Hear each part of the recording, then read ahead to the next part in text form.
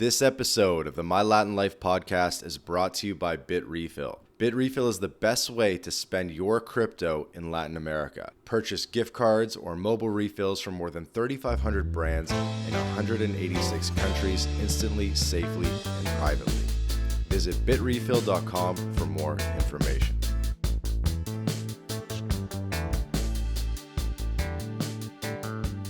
Welcome back to another episode of the My Latin Life podcast. Since 2014, My Latin Life has been your trusted guide to traveling and living in Latin America. My guest today is Andrew Esquire. He's the host of two YouTube channels, Legal Mindset with over 100,000 subscribers and Go East Gentlemen, arguably the juicier channel where he helps everyday men escape the collapsing West for the Far East. So we welcome Alex to the podcast, or Andrew. Thank you. Appreciate being here on My Latin Life and that we've finally been able to connect. It's kind of crazy when you're working across time zones, which I think is the first thing you learn to deal with when you start moving abroad. This is true. So you're calling in from Thailand today? Currently in Thailand. I lived in Seoul, South Korea for roughly 3 years. I also spent about 6 months in the aggregate in Tokyo, Japan.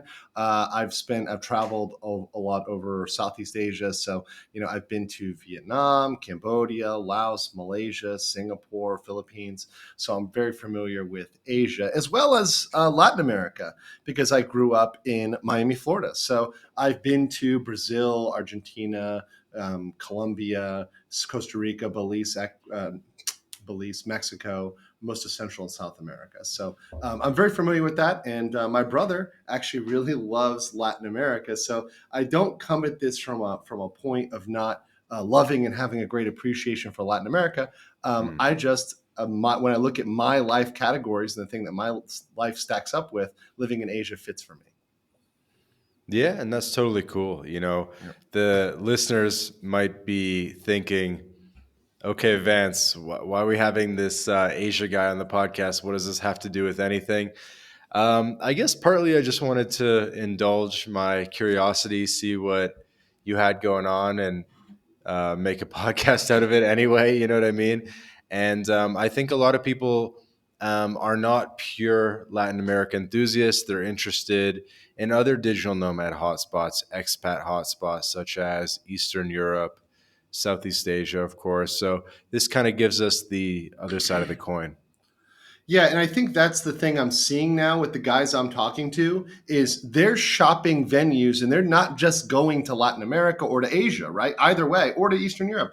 They're saying, I'm going to Colombia. I'm going to Brazil. I'm going to Thailand. I'm going to the Philippines. I'm going to Poland. I even had a guy saying they're going to Albania, right? I mean, that's a little bit of a rogue pick.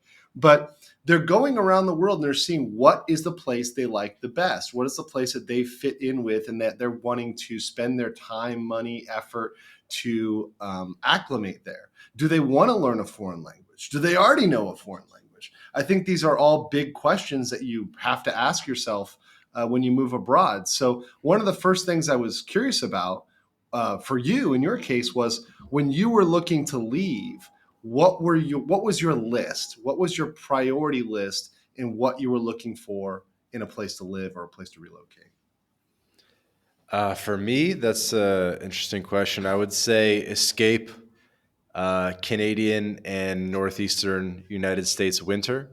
So Absolutely. Looking for a place that had good weather, between November and March was one of the big considerations. That's actually, people are like, it's funny, but that actually knocks a lot of places out.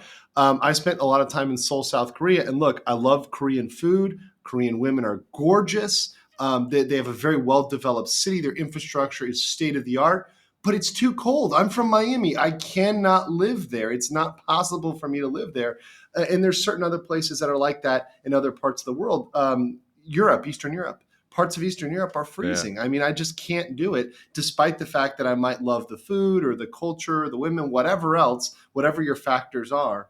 You might not be able to take it, and that's fair, right? You're allowed to have that preference. Yeah, that's why I could never do Eastern Europe. Just I think Eastern Europe appeals more to the Miami guys, the California guys, the guys from the southern United States, where Mhm. maybe they like for them snow is like a newer experience or something, but someone from Boston or Chicago or Toronto, they don't. I find that they don't really want to go to Eastern Europe because it's like okay, it's like a little bit cheaper.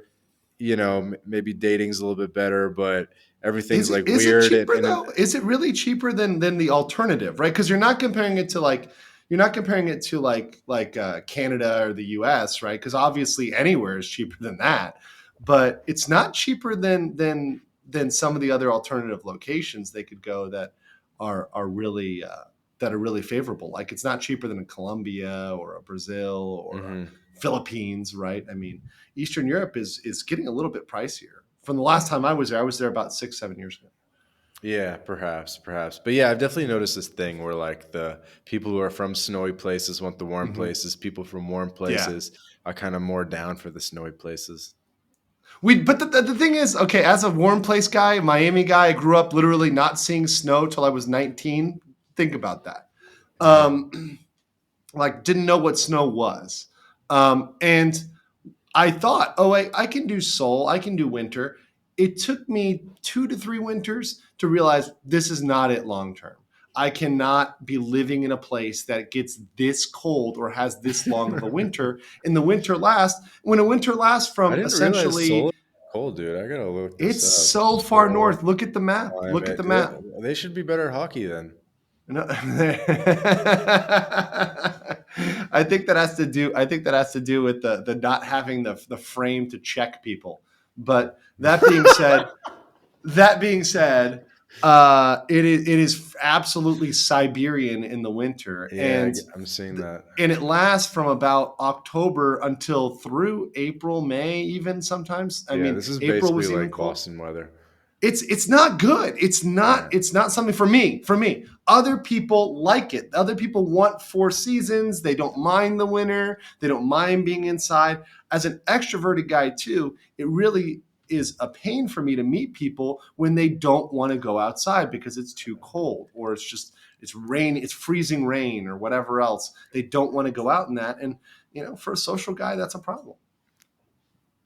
Got it. So, Andrew, why don't you kind of take us back to the beginning, hero's journey, but Ah, give yes. us like a fast version of it, and just bring us up to speed on who you are, kind of how you got remote, and let's Mhm. like build your authority a little bit. Sure, absolutely.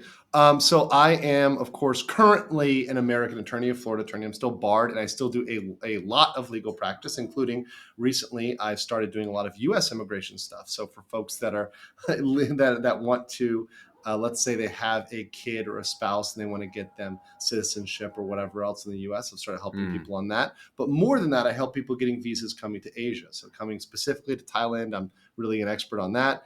Can also help out with Korea, Japan, Philippines as well. But when I started, I was just a Miami kid growing up in Miami, Florida. But Miami, Florida is a multicultural city. I grew mhm. up with Cubans, Colombians, Venezuelans, Brazilians. I grew up ordering café con leche y tostada, tostada like for my dad every single day. Like that was what we went to breakfast, and we just got it ordered in Spanish. Nobody spoke English. You had to know Spanish to survive. And when I got a little bit older, I was fascinated with my family because they were all over the world. They weren't in Asia, but everywhere else, every other continent, South America, North America, Europe, Africa. My family's all over those places, and they How is speak that? a lot of diaspora, a lot of being on one person chose to leave, or one person was on the wrong side of a war or the wrong side of a political conflict, and they just ended up all over the world. And they speak all sorts of languages. I'm going to have to go to or I will go to my cousin's wedding um, in Europe in a bit, and they sent out the invite in 5 different languages. So it was something that I felt was in my blood, and I also felt like I've seen and I've lived a Latin life growing up. Miami, Florida is essentially Havana North. So I've been to, like I said, Central and South America. I visited them, but they very much always, to me, felt like home. And I Mm-hmm. had this call to go to a place that was different from home. Mm-hmm. I always felt that, but I got into my job as a lawyer, right? I went to law school, and I went to law school in Florida, University of Florida. Mm-hmm. And I ended up working in Orlando for about 6 years doing property law, doing real estate law, but it was really local. And I said, this isn't what I want to do. I don't want to be stuck doing local stuff here in Orlando. Went to Miami, had an opportunity to go remote during COVID. COVID, I think a lot of people looked at it as a burden. For me, it was a blessing. COVID allowed everybody to go remote. And I asked my job, I said, do you care where I am in the world? Do you care if I'm doing the job and getting on the calls? And they said no. And I said, okay, peace. I'm going to Korea. So I went to Korea, That was first stop. continue to Interesting work first during stop. continue to work during that. And the reason why I went to Korea, this is the reason, many countries were closed. I wanted to go to Japan. I had more friends in Japan. I liked Japan. I had been to Japan. I had not been to Korea, but I was able to get a visa there because they weren't totally closed. They had exemptions, they had exceptions for you to get into Korea. I had to spend 2 weeks in a gulag, a COVID gulag, essentially in quarantine, where Mm-hmm. people are checking on you, making sure you don't go outside. You've got an app tracker. But I said, Korea, I'm choosing it because it's in Asia. I feel a much akin to Asia. I feel very much aligned with the culture here in general, overall in the region. I like the food. Women are very attractive, and the economics of it, the conversion rate of dollar to Korean won, was very favorable. So I said, all these things are in my favor. I'm going to Korea. Enjoyed it, loved it. But when other countries opened, specifically Thailand, I went down here and I instantly made so many good connections with so many good friends down here. And I really mean that. That was a deciding factor for me, was other expats that were here. And there was just more expats in Bangkok, more expats in Thailand, more expats all around the country. So I said, I'm going to have a better network down there. So I moved down here to Thailand. I still Mm-hmm. do significant time in the other countries. I still visit them. I'll still go there for even months at a time. But my home base is now down here in sunny Thailand, which has fantastic weather, pretty much the same as Miami. So it very much fits with what I grew up with and makes me feel very much at home. I like it. I like it. Thank you for that. Yeah, So I do have a couple questions to kick things off to kind of clarify the how you kind of got remote a little bit more. sure. Looks like you started Legal Mindset, your primary YouTube channel, with 103,000 subscribers at the time of this recording, about 3 years ago. So I guess during the pandemic. Yeah, so I started that during the pandemic, and what I wanted to do is I wanted to hedge. So I said, okay, I've got this corporate job, they're letting me go remote, but Uh-huh. I have no idea when they could stop that. And I knew that YouTube and social media doesn't build itself overnight. You don't just start a channel and all of a sudden you're printing money from the sky. That's not how it works with social media. In most cases, some people do have the rare viral video and that works. But I knew it was going to be hard work. It Yeah. took me a year and a half of working on that channel before I made any significant money on that channel. And it took almost 2 years before it was kind of significantly profitable. But I clipped at it and worked at it and worked at it. And finally, there were some big trials that came up, the Kyle Rittenhouse trial and the Johnny Depp versus Amber Heard trial, which, of course, Mm. is known around the world. And when I covered those trials, my channel blew up, went crazy, and I made a scratch on YouTube, and now I have a significant presence there. But that was something I always built as a hedge, saying, okay, this is my freedom. This is my freedom here. I've got this. I can do it anywhere in the world. It's not contingent on anybody else but me and YouTube. Right, I right. know their rules. I know how to play by their rules. I'm diversified on other platforms. I have a locals, legalmindset.locals.com is my locals for general stuff. I post GoE stuff there as well. And then I've also got a Rumble. So Rumble is coming in as well. So all of these You do platforms Rumble that for I'm the legal stuff or just for the Go East stuff? for both, for For both. both. Okay. So you should be able to get me on both. I'll double check to make sure the GoE stuff is all uploading. Sometimes Rumble's a little weird on that. But with live streaming, especially for my legal stuff, it always goes on Rumble. And the community building there has been great. But that was part of my plan to diversify. I don't want to just be reliant on one income stream, because as somebody who's Smart. working abroad, you know that sometimes one income stream can have a problem. Maybe it's COVID, maybe it's Yeah. something else. So I Yeah. wanted 2 to 3 was my goal. Not a million, just 2 to 3. And I get it into a position where I build one, I can maintain it. Now Legal Mindset, Go East are kind of in maintenance mode. I'm still doing a lot of work for them, but I'm building my other businesses, specifically helping folks come over here to Asia, which is through my Go East channel. That's in and of itself its own business. I do consultations on Hmm. goeastgentleman.com, and I Hmm. have helped to date approximately 72 people come to Asia. Nice. So I've had folks, these are not just people that call me, and there are people that just call me and want to talk. That's fine. I can talk to you, right? If you book a consultation, I'll talk to you. But these folks are actually coming. They've come to Japan, Korea, Philippines, Thailand. Some of them I've helped get visas. Some of them I've just told them how to get a visa, and they've gone and done it themselves. But that's been very significant for me. And then also now I'm doing local work here in Thailand, actual work face to face, because I Hmm. miss that. I like to have a little bit of face to face work. It helps me get out of the studio and Yeah. do face to face stuff. So that's how I developed that. But I knew long term, if I'm going abroad, I need to have a remote something. You cannot rely on a fixed job permanently. You need to have remote something or start building local income. One or the other, unless you're building local income or you're building something remote. I think remote is better. I'm highly biased though, so maybe I don't know if you agree or disagree, or there's a debate there to be had. But I'd be interested in your thoughts. Yeah, and when you say remote, I mean your primary job was remote, but you mean like a side hustle or like A side hustle, an but online income yeah, stream. Yeah. at some point a side hustle becomes a main income stream, right? So Yeah. at some point it transforms into that. At some point my legal mindset money passed my freelancing, contracting, legal money. And by the way, what I did with my legal job was I worked in-house for a company, and then Hmm. I went freelance. I went as an independent contractor because I didn't want them to deal with the tax issues when I'm become a tax resident of another country and having to file. So I said, I'm freelance. I deal with the tax consequences myself. Just give me the 1099 me. I'm all good. Hmm. And I'll work from abroad project to project. And I will consistently underbid any American vendor. No American lawyer they can't compete with me. I'm abroad. I'll undercut American lawyers. They can't compete with me.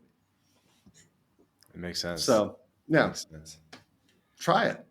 Interesting. Yeah, so you're basically a kind of COVID baby that it morphed into its own thing. You were given a bit of a wiggle room or leeway with a little bit of COVID hybrid freedom, and then you said, you know what, I'm liking this. Time to start ensuring that I can continue doing this worst case scenario by building up the YouTube, getting some side income streams. So really like it because and what's interesting is you probably could have built that YouTube channel a couple of years earlier and even been more successful because you would have had less competition, but you just Vance, didn't have. dude, you are totally right. You are 100% right. I think about that every day. I think about that every single day. I could have built it 2 to 3 years earlier, and I would have been a million subscribers on YouTube instead of 100,000. But you know, the best day to plant a tree is 20 years ago or today, right? So I'm doing it today. I'm continuing to do it. I'm not stopping. I'm not going anywhere. But that's my message to everybody, right? And I think you would probably say the same thing, is do it now, because you're going to regret not having done it earlier. I mean, would you agree? That's it. Sooner the better. Yeah. Yeah. Yeah. And I think the same goes for getting out. That was sort of my thing, was when I made that decision to leave, right? I was around my mid 30s. So, so was it 33, 34? And I said, I don't want to be, I said, I set a limit for myself. I don't want to go over 35 in the US. I want to be out of the US before 35. Because here's my thought. I don't want to be one of those guys who's leaving at 60 or 70 or 80 when I'm retired. I want to have some vitality to do stuff, to actually go out there and adventure, see the world, enjoy the benefits of being younger abroad rather than being the old man who's coming there and all I can do is sit in the retirement home. I mean, that's not the lifestyle that I wanted. And by the way, I'm not shaming that. I do a lot of retirement visas all the time. Great. If you only get to do that when you're 60, hey, at least you're doing it when you're 60, right? You still probably got 30 years of life ahead of you with modern medical technology. But Mm. I wanted to do it now. I wanted to make sure I did it now. And I set a tangible date for myself. I said, I will not be 35. I accomplished it. I did it before I was 34, I believe. So it was very much achieved. But that's what I did, because I said I've got to do this, because otherwise it's just going to be a dream. It's just going to be something I'm thinking about doing. But there's so many things people think about doing: losing weight, making $1 million, whatever. They dream about them, but they don't set an objective goal to do it. This episode of the My Latin Life podcast is brought to you by Language Blend, the new best way to learn Spanish. Language Blend focuses on what you actually need to live and get by abroad. With daily one-on-one lessons, a dedicated texting partner, it's like living in a Spanish-speaking country without ever leaving home. Go to languageblend.com for more information. Facts. Little side note here. This is unrehearsed, unplanned, but since Andrew obviously does visa and residency stuff in Asia, um, perhaps, Andrew, if people reach out to you and they mention My Latin Life, they can get treated super nice. You know what I'll do? I will do a My Latin Life discount. If you email me, goeastgentleman.com@gmail.com, and you mention My Latin Life, or if you just send me a DM, Twitter, or whatever, and you're trying to get a consultation, you're trying to come out, My Latin Life, I will give you guys a discount. I do that for some folks. If you guys are booking consultations, if you're trying to get other services, I will give you guys a discount. So yeah, absolutely. I will let you do that for sure, because I encourage folks to check it out. I encourage folks to check out Asia, right? Check out Latin America. Pick the one that works best for you, right? And Yeah. whatever you My audience choose. is very global. Like they're savvy. They're savvy. Good, good. And I think you should be. You should be, right? And anybody who goes out there and says a country doesn't have pros and cons, or says that a country is all bad and no good, I would not believe that person. I would not believe that person at all. I can tell you the pros and cons of most countries, and they all have some pro. There's always a pro. It's just, is that pro something for you, or is that pro something that doesn't fit with you? Mm-hmm. I mean, there's a pro to Canada. I mean, I can come up with them. Now they may not work for you, right? You may not be the guy that it helps, right? It might help, Ahmed, if he wants to come in his refugee status, and he's coming, or the guy from Uganda who wants to come in. He's like, well, Uganda sucks. I'm being targeted for my religion. I need to be a refugee. Let me go to Canada. Yeah, that's a pretty good option, right? For that guy. Right? If that guy's asking me for advice, but not for you, right? Like if I'm saying, okay, I'm a location independent. Let's say you're a coder, right? I'm somebody who's a coder or developer, whatever. Cybersecurity, you can go pretty much wherever.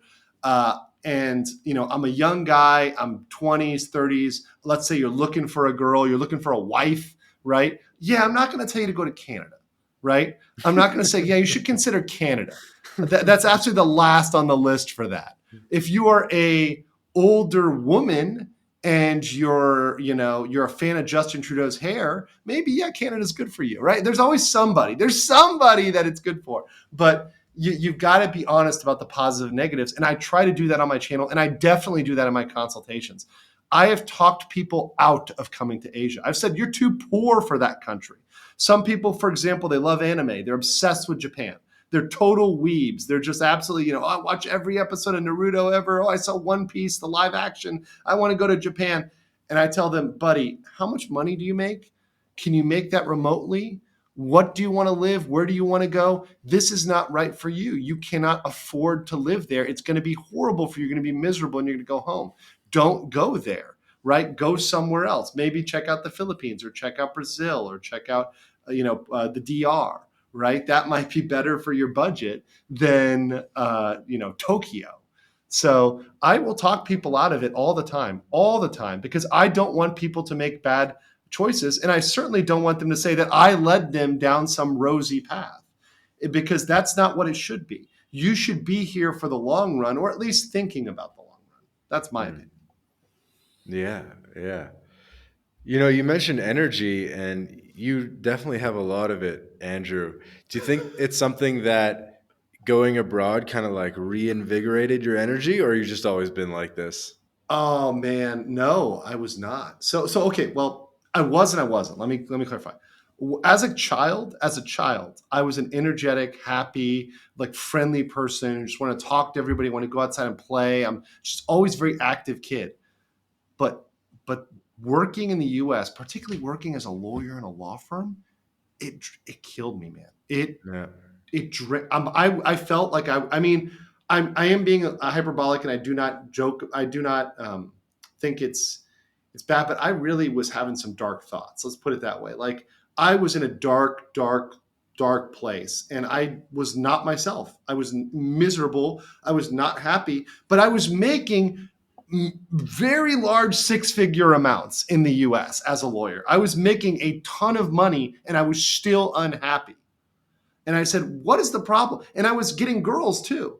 People think, oh, well, you only go abroad to get girls. No, I had plenty of date. My date card was booked. My dance card was full.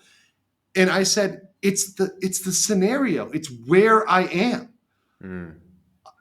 Fast forward to today. I look out right now. I'm looking at my window. There's a window right here, and I'm looking out. I'm currently in Jomtien, a little bit south of Pattaya in Thailand, right? Looking at the immigration office, which is right outside my apartment window here.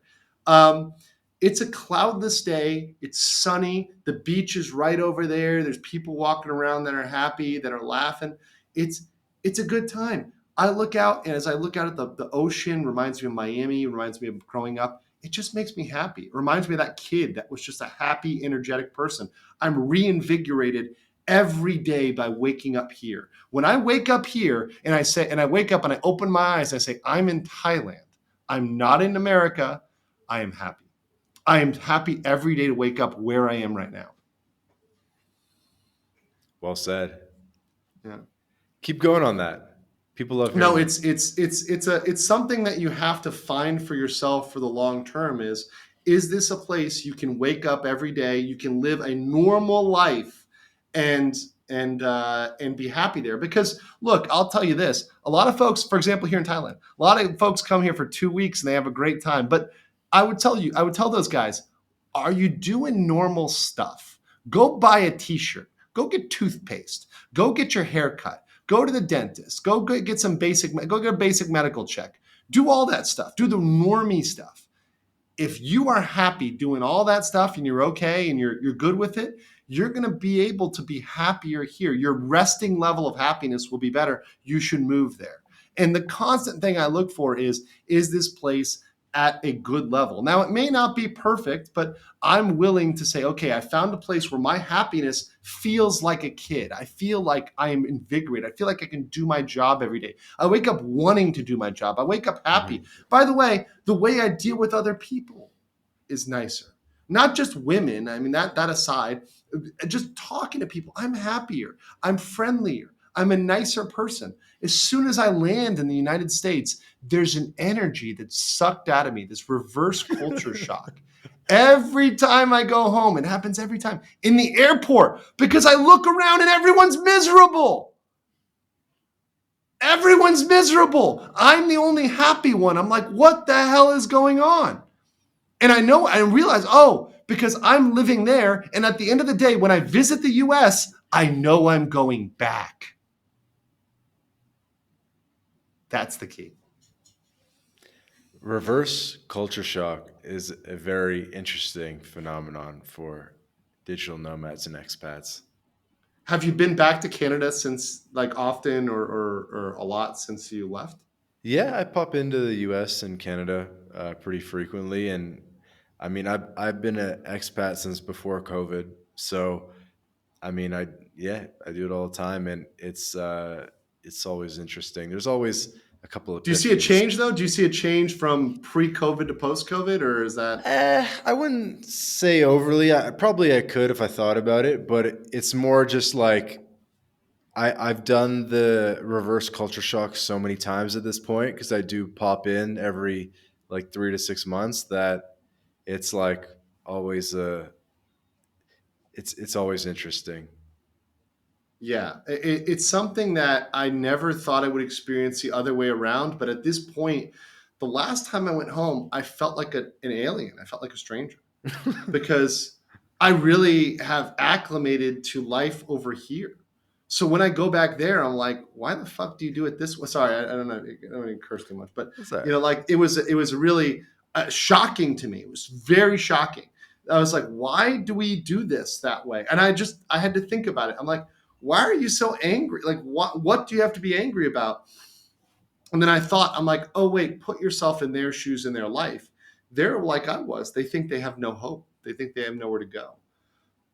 They think they have no future. I would act that way too, if that was me. Give me some more specifics about the reverse culture shock. I think you just have a fun way of explaining things, and so I kind I of just mean, want I to. mean, okay. Well, there's a funny one. Like the funny one is when I show up, and you'll laugh at this one too. In Latin America, same thing. You show up and you're like, wow, the BMI really is bad here, right? Like Canada and the U.S. I go back and it's in Thailand. If I see a legitimately fat person, it's an exception or it's a foreigner, right? So like foreigners aside, if I see a fat Thai or a fat Korean, right? It's actually like an event. I was up in Seoul and I saw one fat Korean who were like, ha ha, it's a fat Korean. And it's like a rare Pokemon, right? You suddenly Uh-huh. found this like random person that is like a ham planet, but they're local, right? Now, of course, foreigners, to come from a foreign country, we normalize it. But I go back and I'm like, we really normalize this. We really normalize the fact that these people are unhealthy. It's not about body positivity or shaming or anything. And it's not about a men-woman thing. There's men and women that are obese. It's not okay for men or for women. It's not okay for anybody. It's not healthy. It's sick.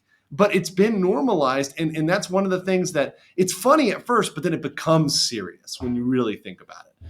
Mm. Other things that really do other things that really do get me are things like just basic things that we do, and we'll do it a certain way and we'll assume it, from stuff like toilets, right? Like we got I don't know what you guys got down there, if it's the bidet or the gun, but we're really, Thailand's more got the gun. They've got a kind of hose, you can use there, or the Hmm. bidet. But after you use one of those, you're like, I can't go back to just toilet paper. I mean, I gotta use the fancy toilet. And I'm like, why don't you have the? It's so uncivilized. But that's a funnier one. Something that also comes to me is just civility, right? That's a big one. Being I don't nice hear about this that much. being nice and civil, right? And that's one thing, especially in Asia, particularly in Asia, being in public, civil, Respectful. respectful. Yes, it is so nice. And when you don't have it, when you go back to the US and nobody respects in fact, they openly disrespect you. In fact, one of the ways that we like even flirt and communicate is like by disrespecting each other, right? Like our no, it's true. Like our whole culture is like dissing on people or trashing on people or attacking people. Whereas like it's the polar opposite. You are given by default respect and reference, both in actions and in behavior, right? And in language, right? In language. When you don't know a stranger, you use the polite tone of the language, whether it's Korean or Thai, right? If you're talking to a random stranger, you don't just come up and talk to them like they're your bro. You have to develop a relationship to get comfortable to that level. You default to respect.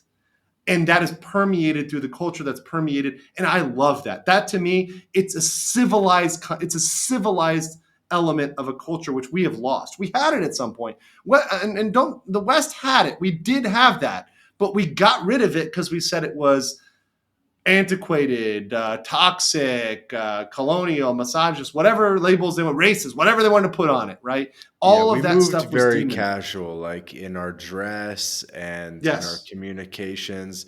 You know, I always think of like girls wearing sweatpants in public. Yes. Uh, Yes, that's the example I used. The sweatpants in public.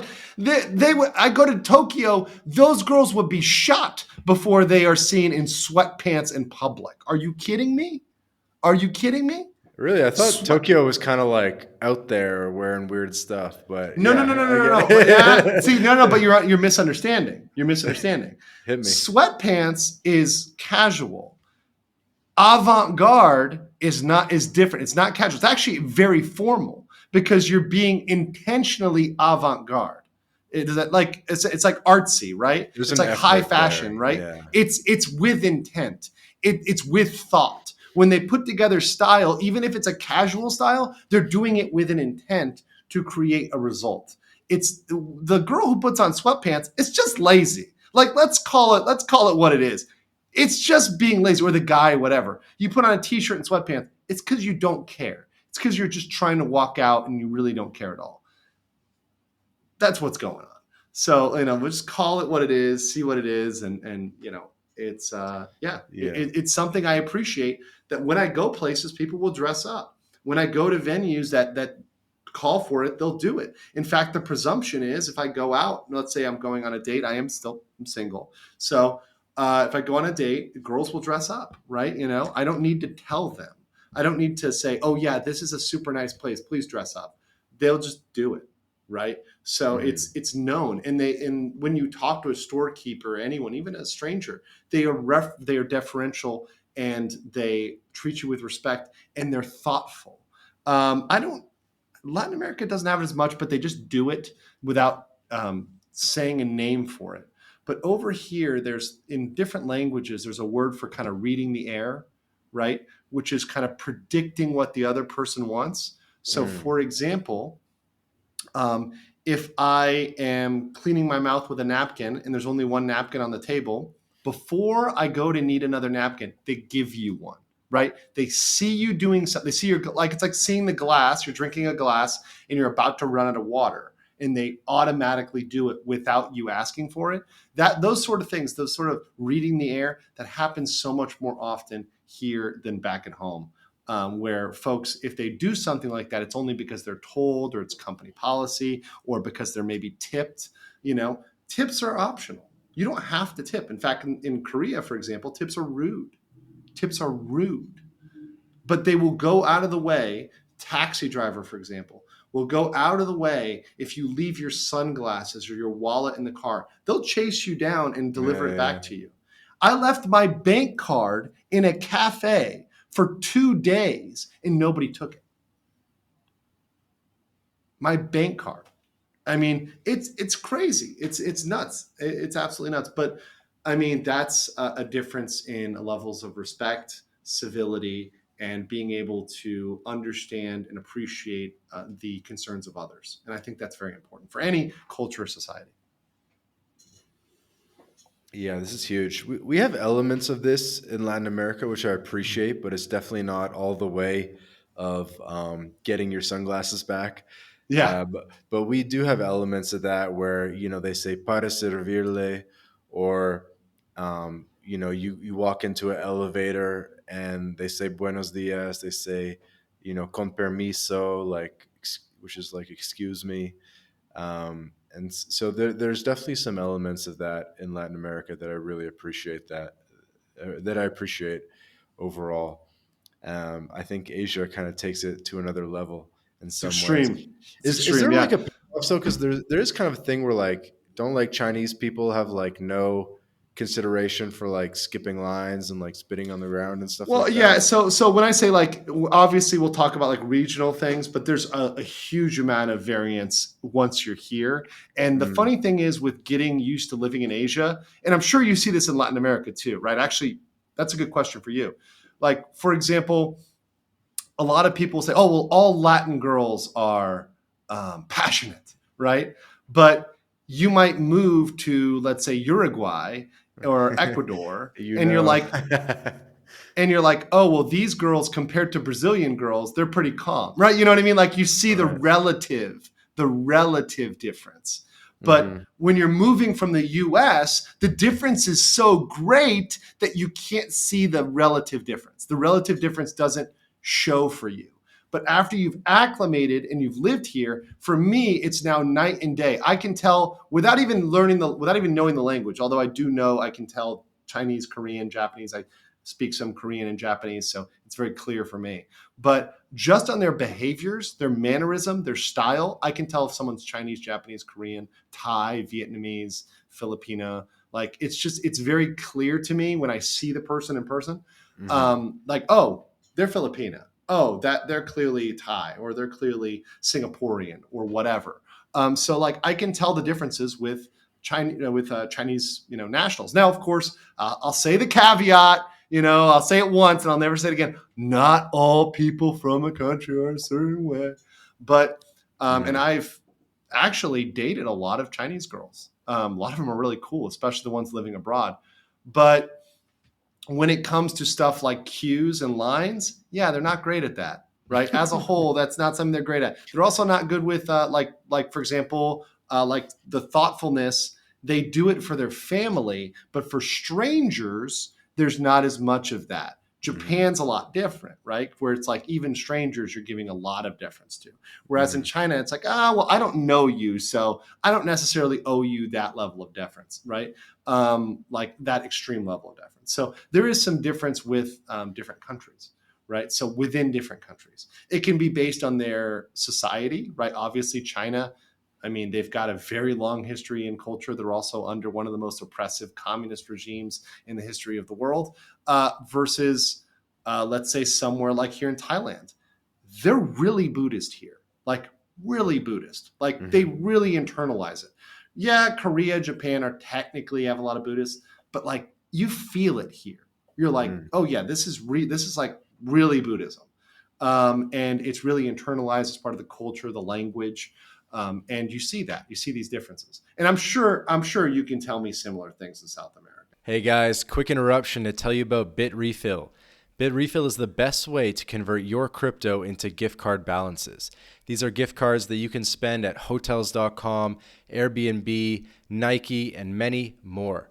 You may remember Joel Valenzuela, previous podcast guest. He's been living on crypto exclusively since 2015, and he's a big consumer of BitRefill. And so I asked Joel, I said, what do you like most about BitRefill? He said that he likes the instant delivery, the precise amount so that you don't have to juggle a lot of gift cards, and he loves the global selection. Nobody else has this much selection of gift cards, over 10,000 gift card options across hundreds of countries.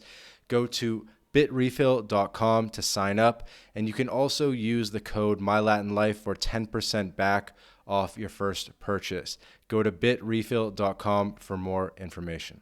In Central America, I'm sure you've Hmm. had the same Yeah, experience. I mean, sounds like you kind of know some of the broad strokes.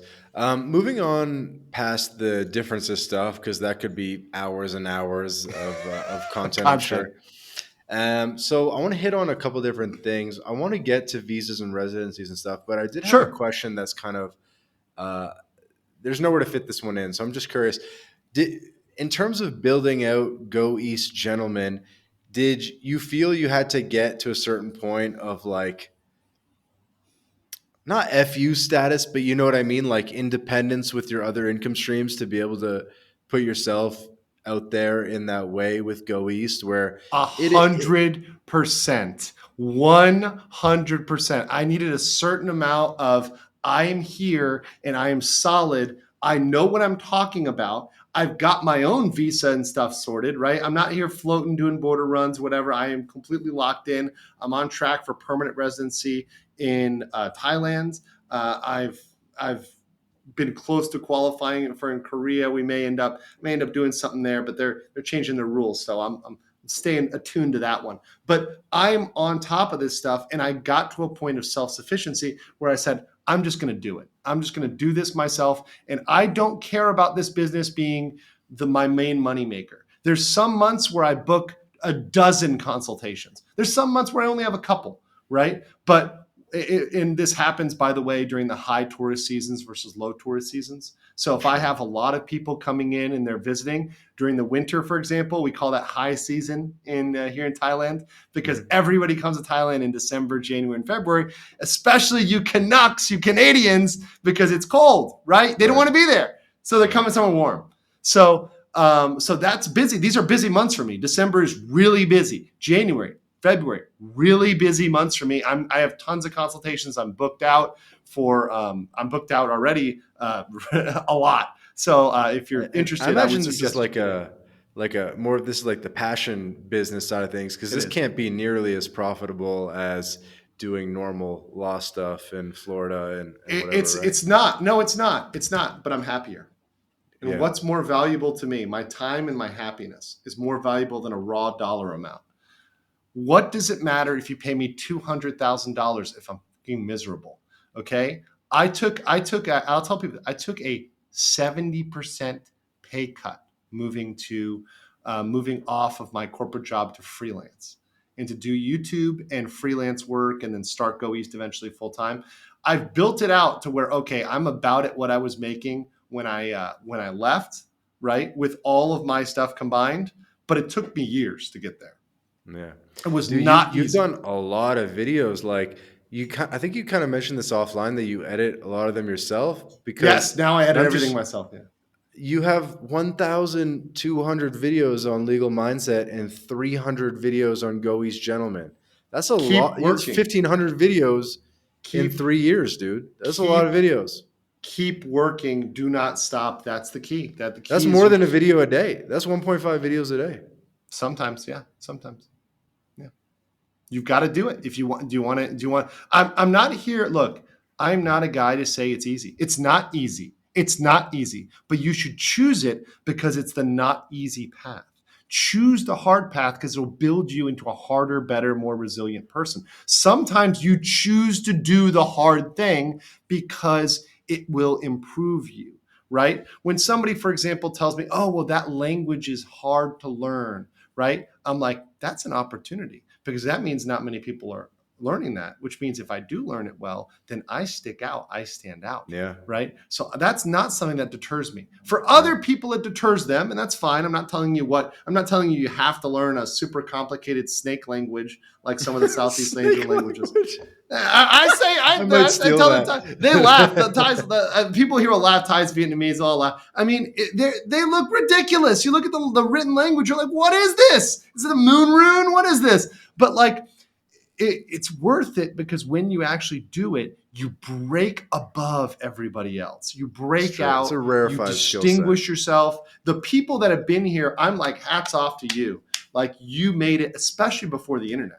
I can be lazy and listen to YouTube videos on how to pronounce, how much is that or whatever, drop me off here in Thai, right? I can listen to that and it's really convenient for me to learn the language.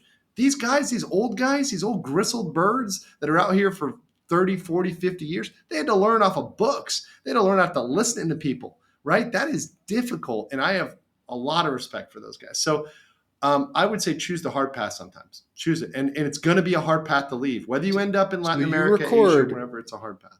you edit and record and publish yourself 1.5 videos every single day. Yes, I do take breaks. I do take Right, you kind of vacations. stack it a Right. bit, So but yeah, that comes out in the reality. That's probably 2 videos some days, 0 videos some days, 1 day video other days. Right. That's how that it's comes a lot of out. work. That's a lot of work.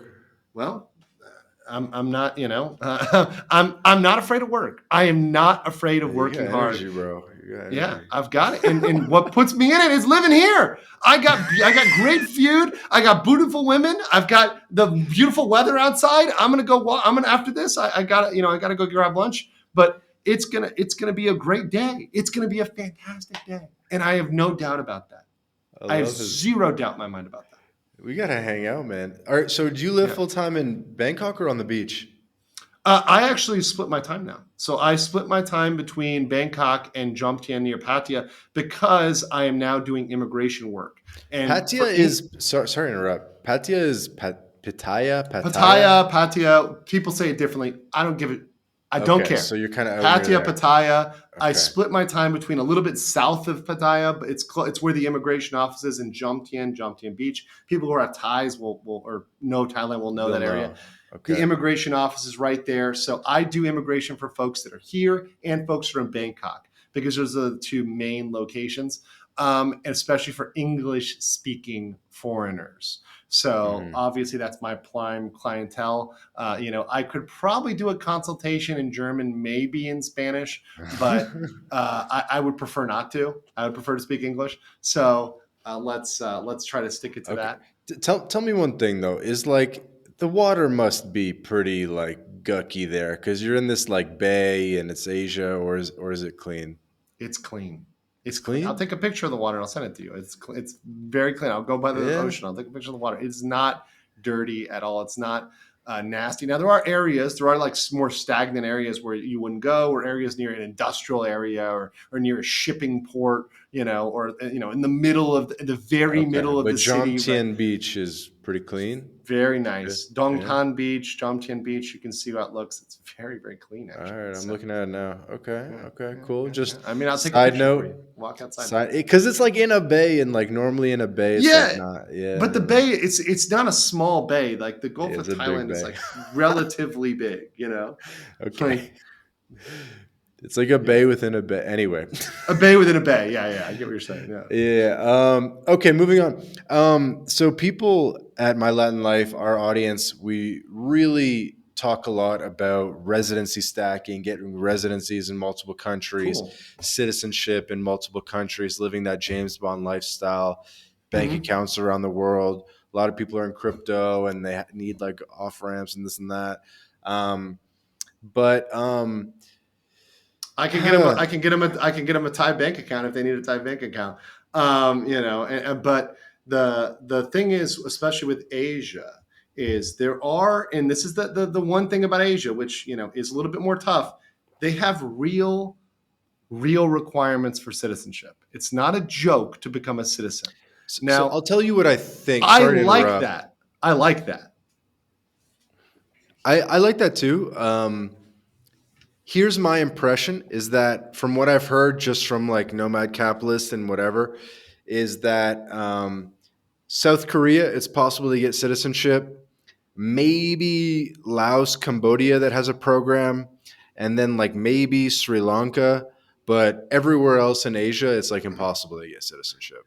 So I'm going to tell you the real facts. And look, all due respect, but I've actually looked at the processes a little bit more closely than Nomad Capitalist has for some of those countries. So like it's possible on paper, and is it going to happen? With South Hmm. Korea, functionally, if you're not a Korean or a Kyopo, what they call them, so that's a Korean who's maybe living abroad, Hmm. you're becoming a citizen in Korea is going to be a hurdle. Plus, you're going to need to serve if you're a guy, right? They're going to take you and put you in the army. So maybe you should think, hey, do I want to do that, or do I want my kids to have to do that? Right? Mm. Because that becomes their obligation. So recommending people to become a citizen in Korea is, I think, something that might be a little bit foolish versus a Okay. PR. So Because conscription is a real yeah, it's a real thing. issue. And Okay. here's the thing: if you know about the different levels here, citizenship and PR. If you're a PR Yeah. in most of these countries, you can do everything. I mean, the Yeah, only thing my you probably audience can't, does. Yeah, the they only know thing you like can't, TR, PR, citizenship. yeah, We TR, PR, and citizenship. Most people, PR is all they want. They don't really want citizenship. You might not want the conscription requirements. You might not want other things that may imply under the law of that country, right? You may not want that. You may just want a PR. And for Korea, I think a PR is just fine. I think people should be very happy just getting a PR as a foreigner in Korea. Now, other countries, right? They some of them don't have real PR programs. They have kind of a semi right. PR, quasi PR programs. But you can get real PR in a place like Thailand or the Philippines. It is definitely possible for you to get that there. Sri Lanka, I haven't looked into, but frankly, for me, for citizenship, Yep. my thing is if I'm stacking a citizenship, I want to really be on board with with that country, with the culture of that country, with the direction of that country, because mind you, they can require stuff of their citizens going forward. So you need to really look at that country and understand that country before you just mindlessly stack a citizenship without thinking My about that. understanding is without renouncing or like really burdenous requirements, I think like there's very few in what do you call it? Western Asia, basically, Yes. right? Like East is Asia, East East Asia, Asia. East Asia has Sorry, I'm very tripping. few. It's East all good. Asia, West East, Asia's Europe, but right? yeah, Uzbekistan.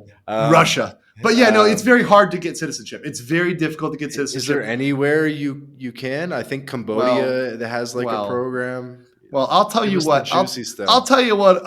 This Andrew will tell you what the other Andrew will never tell you, which is there's always a way to juice it, and I'm going to leave it at there. We're just going to leave the microphone on the table, and I'll just say in a lot of those smaller countries there's juice that can be There's a way. applied to make a lot of things happen. I mean, in a Cambodia or a Laos, they were living on $1 a day for decades in Cambodia.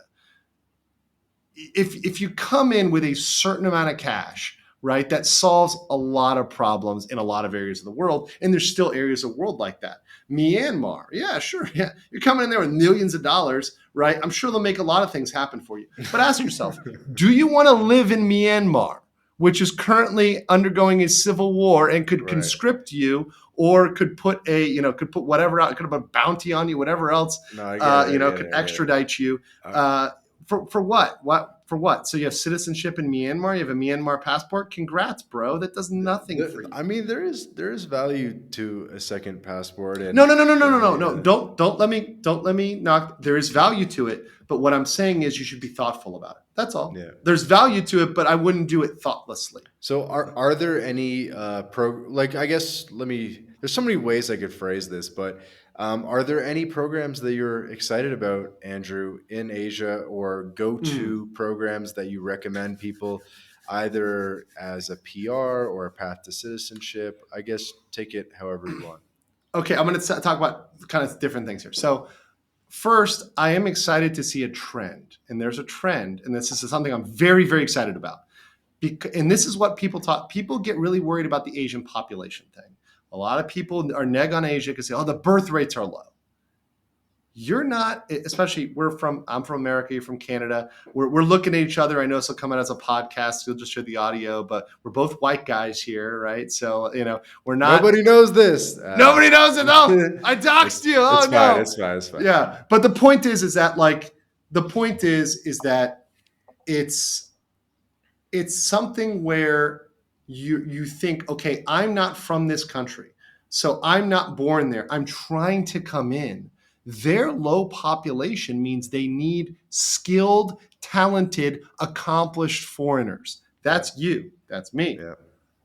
They need us. Because of that, they are all dropping their PR standards. Now it's Asia, so they're Really? doing it They're slowly. dropping the standards. That's a trend. Yes, they're dropping it in Korea, Japan, some of the most notoriously xenophobic countries. If I was going to say they're the most protectionist, we'll call it protectionist with their immigration, Korea and Japan. They are making it easier and easier and easier for PR. And they're going to have to continue that because they're not correcting that trend. So the only way Right. to correct the trend for labor is to bring in skilled foreigners. But they're doing it right. They don't have open borders. They're saying, no, we want people who know what they're doing. They're now starting a digital nomad. They're playing with it. They're floating the idea.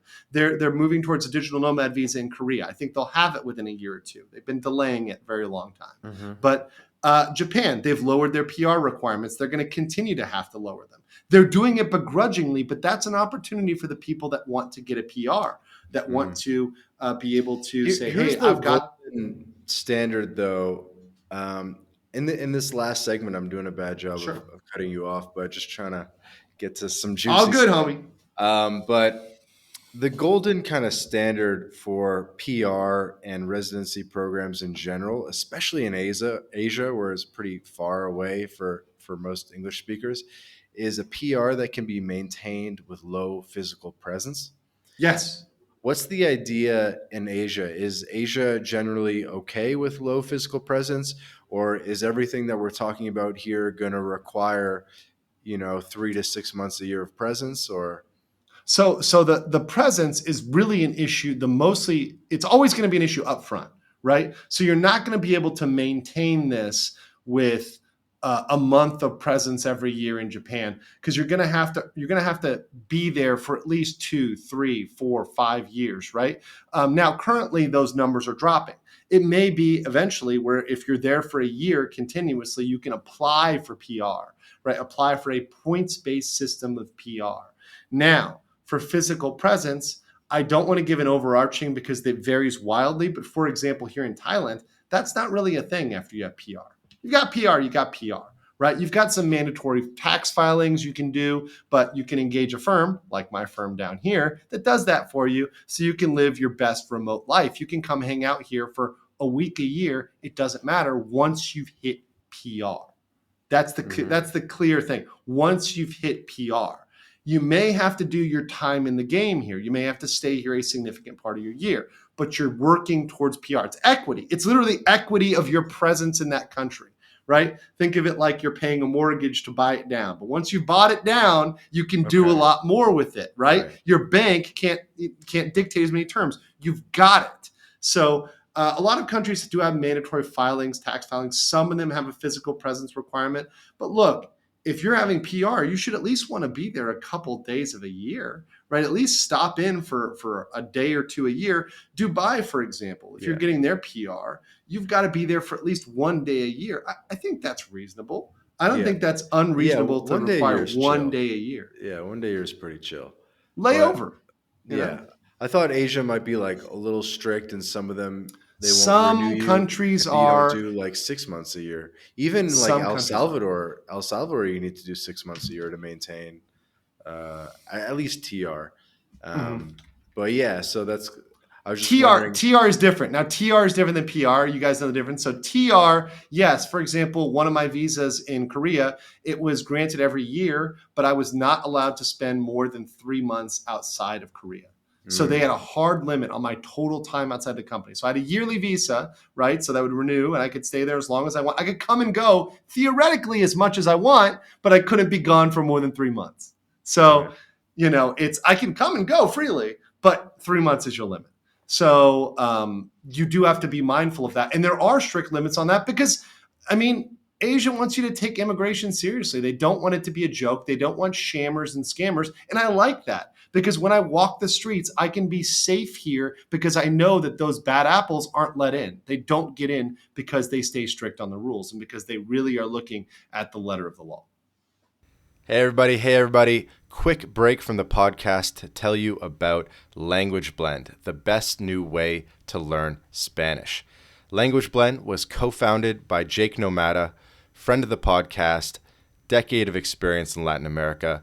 And Jake and his team, they put everything into this program that they wish they had in terms of how to level up quickly with your Spanish language skills. Because the faster that you can get conversationally fluent in Spanish, the better the experience that you're going to have in Latin America. So go to languageblend.com for more information. Yeah, definitely. Yeah, a little bit hard to make it like a cohesive subject when all the countries are a little bit different in terms of what are the requirements for TR versus PR versus path to citizenship. We could do, if we did that's why I break it down on Go East. I do some general stuff, but I like to do like, here's for Korea, here's for Japan, here's for Thailand, here's for the Philippines, here's for Laos, right? Whatever you're interested in, Malaysia. They're all specific, and some of the programs that look the same, for example, the retirement programs, they're wildly different from Malaysia to Indonesia to Thailand to the Philippines. They're all different. It's not the same thing. Even if they call it a retirement visa, what they could require from you can be wildly different. So what are some of the programs you're most excited about in Asia? Like Thai is the 10-year golden visa or whatever. I heard they like 10x. No, actually, I think that one is kind of a loser. I think that one's gotten too much. I think that one's gotten too much press. I think that one is actually really oversold, and I think it's actually never gets you PR. That's the one thing about that. It's kind of a sucker's bet. But a lot of folks that have been inside the shill, inside the grift, that kind of are getting that money. It moved from Thai elite to Thai privilege. That program I think is inferior if you want PR. If you want PR, you should be here either working, business visa, education, something else, and be doing that for a significant period of time. Learn a little Thai, right? That's always going to help you. And we can get you on a path to actual real PR. You are actually, by going into those special elite visa, now the privilege visa, you're actually kind of screwing yourself. You're eliminating your ability to get PR and you're locking your tax rate in. You're actually promising you're going to pay them at a set tax rate. I don't want to do that. I don't want to say that. We've got a double tax treaty as Americans, and Canadians have a tax treaty as well. There's a lot of exemptions you can get into and a lot of accounting you can do to reduce your taxes here. So, especially playing with your tax residency, which is definitely a relevant issue in Thailand. So, I would advise you not to just look at the visa options at what's advertised and look at some others. So, business visa, the same people that come in here on a Thai elite or privilege visa, they'd be better off setting up a business. They'd be far better off setting up a business. Or if they're older, and by the way, Thailand, the limit is 50. You can have a retirement visa at 50, and the requirements are very, very, very easily met. So those are things that I think are far superior options for folks when you dig a little bit beyond the flashy surface. So it sounds like you like the student visas and the business visas. Yeah, business, employment, student, learning Muay Thai. You want to do Muay Thai. You want Is to there a actually visa learn for Thai. that? Oh yeah. There's a Muay Thai visa. In Is fact, that serious? Okay. I'm dead serious. There's a Muay Thai visa. I'm not even joking right now. I had a guy, I was getting cash from the ATM. He's like, hey, touch my arm. He's a Muay Thai teacher. He gives me his card. He said, hey, if you need a visa, I can help you. I'm laughing. I'm like, no, Pombin Tanaikwam T America. I'm an American attorney and I have a business here. Right. And he's like laughing because he's like, oh, I get it. You have a visa. You don't need this. But it's a very easy way. If you want to get ripped, you want to be fit, go do Muay Thai. Go roll and do Muay Thai. One class a week. That's all you got to do. One class a week of Muay Thai. Now, I will say this is a thing that they've been cracking down on. You do have to actually go.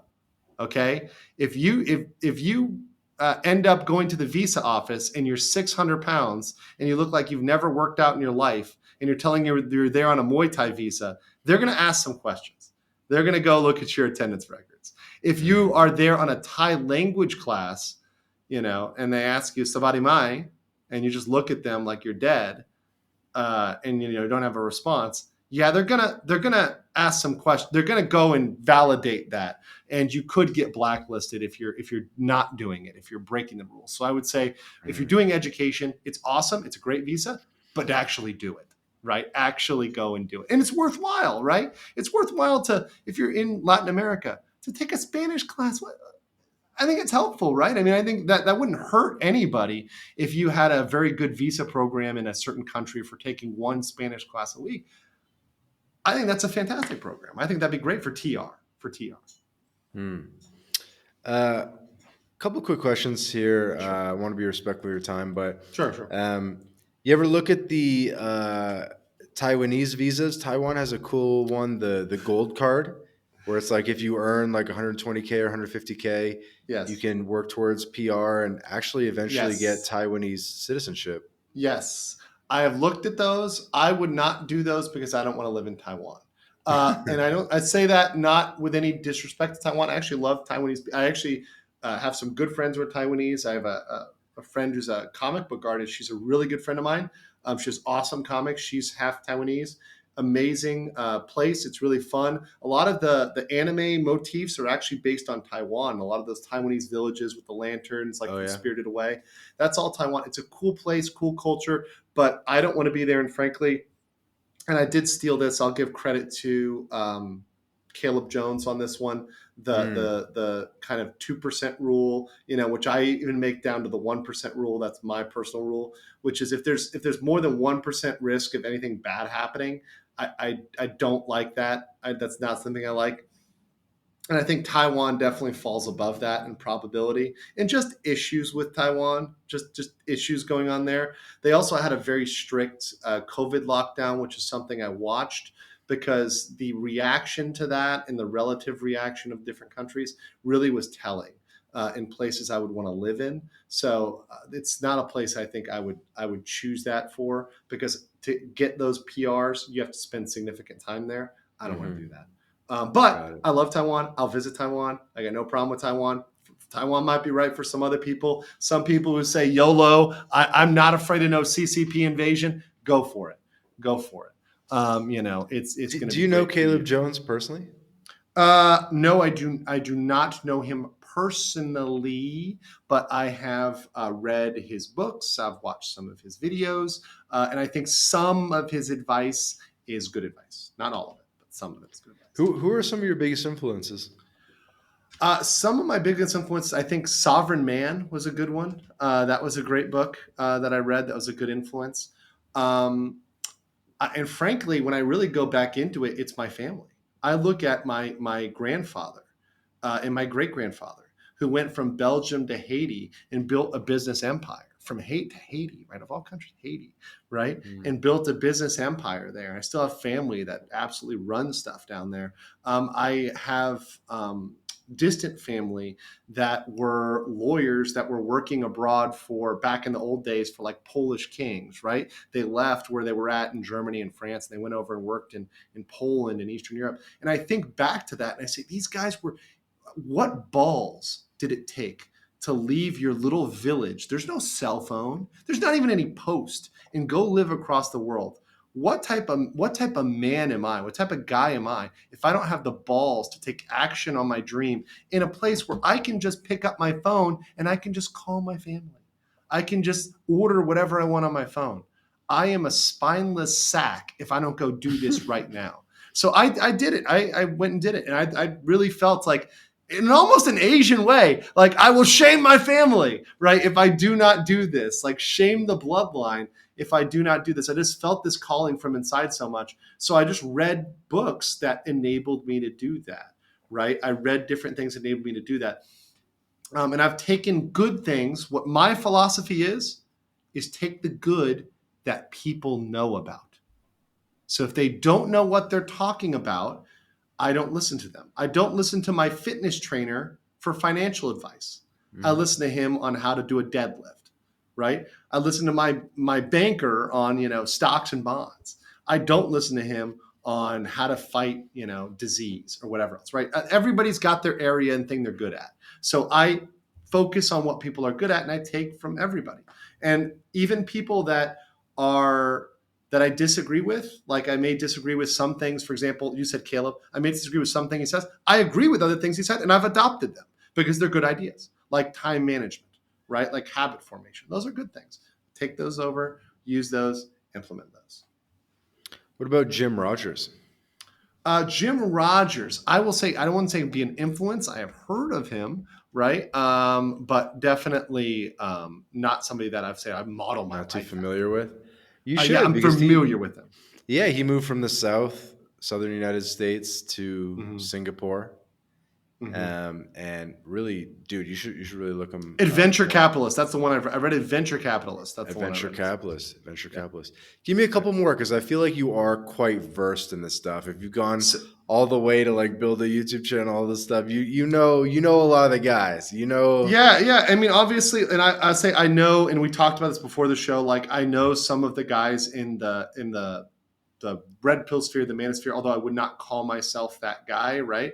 But I took what they implemented regarding dating, like, for example, Rollo Tomasi's The Rational Male. I think yeah, there's good things to pull out of that, right? I don't adopt everything, and I disagree with Rollo, but I do it in a respectful way. If I have him in my Twitter DMs, if I want to DM him and talk to him, I can talk to him. But hmm, once again, I focus on what's good and what's positive for my life. There are people that know more and less about Asia, for example. So the people that have more experience over here, I can listen to a little bit more. People that might not know what they're talking about, I might listen to them a little bit less, right? right. So, like, if I look through books that I'm reading, I can just like look through my library real quick and see what I would read. Um, Aaron Clarey, great guy. I liked. I really liked his Bachelor Pad Economics.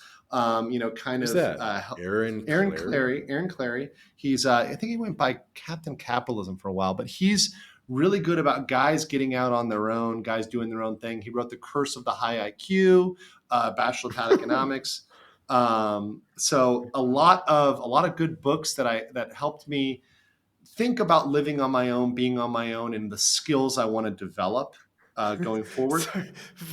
Imagine going to, Thanksgiving dinner. It's like, so what's up lately? It's like, oh, I wrote a book, The Curse of the High IQ. IQ, yeah, yep, yep. What's some other books I got in here? I'm just looking through this Psychology of Money. What else do I got in here? I read a lot of science fiction as well. I'm a big fan of well, a lot of different things, but I think I just finished reading um, oh man, a lot of different science fiction stuff, some more obscure stuff. Yeah. The Clavel novels like Hmm. Taipan and Shogun. They're making a Shogun show. I really like that one as well. Um, just looking at people I had a strong influence on. I've read Jordan Peterson. I took what was good. I left a lot of it at the gate. I've read Mystery. I've read Robert Greene. Robert Greene, huge influence. Sure, 48 sure. Laws of Power, Seduction. Great books. I take once again. I take the good things from them without necessarily taking all of those things from them. Yeah. So a couple more things, and we'll wrap this up. I noticed on your Go East channel, Sure. by far your breakout video was basically why you should leave Canada. Why do you think that's Any topic on Canada gets everybody going because Canada is 100% a place people are trying to escape from. It's what do just you think it crazy. is that you said that resonated with people? My Canadian clients feel the imminence of pressure in Canada. I mean, you have insane house costs, you have crazy social pressures, you have a medical system that even makes the American medical system look, but it makes it look positive by comparison, just in terms of, look, if you're waiting in line, the guy with cancer is waiting in line with a boy with the sniffles, right? Like they're in the same queue, to get services. So you've got all these issues and you're having a country which is being fundamentally changed, under your nose, particularly for the last 10 years. And you've seen the value of the Canadian dollar erode. You've seen the culture erode. You've seen the lockdown. You've seen people be actually prohibited from coming in the country. I've had people here in Thailand that they tell me when they go home to Canada, they were stopped and they were essentially ransomed by the Canadian tax authorities because they just felt like they were making more money. And they said, well, we feel like you're making more money, so you need to give us all this tax payments that you should What have what been happened paying. there? Tell me about that. I don't want to say anybody's identity, so I want to be Sure, no, very, I very get that. anonymous with this. So there's a very wealthy individual here in Thailand. He has a Thai business. He is very profitable in Thai business. And he told me that when he went home to Canada, he was there with his at the time he was married, and he was there with his family, sister, brother, other stuff. They were going through the airport. They let everybody through, but they stopped him and they pulled him into secondary and they said, we can't prove you've done anything wrong, but we're looking at your taxes and it seems like you owe us more money because Wow. you are living a lifestyle that is too nice based on what you say you have. So we're going to estimate this as your expenses unless you prove to us it's otherwise. So we had to go back and get documents saying, oh no, look, this is what I made. Blah blah blah. They said, well, this should have been paid to Canada, even though it all happened in Thailand, even though it's all Thai business, even though subject to the Thai Canadian tax treaty, he should have no liability for those taxes. They held him up for it and made him pay it before they let him leave his own country. That is psycho. When a country will not allow its own citizens to leave, that's called a jail, right? Australia did that as well, by the way, for a while. Yeah. But when you don't allow your citizens to leave during COVID, I repeatedly heard people saying, I can't leave, right? The issue should not be that you can or can't leave a country. When you have to worry about that, that's tyranny. That's tyranny when you can't freely enter and exit your own country. And it's not because of another country doing that. It's because of your own country doing it to your own citizens. That's to me that's fundamentally wrong in any country. When any country does that. Yeah, it's weird. It's weird how entering and exiting is like an attack vector. But if you're Right. just in the country and you're chilling, Yes. they It's never like cool. show up at your door. You know what I mean? Right. Right. They don't care if you're in. They just care if you're entering and exiting. That's the risk. Yeah, it's fascinating. We're just two risky guys. We're just two risky guys on different parts of the world.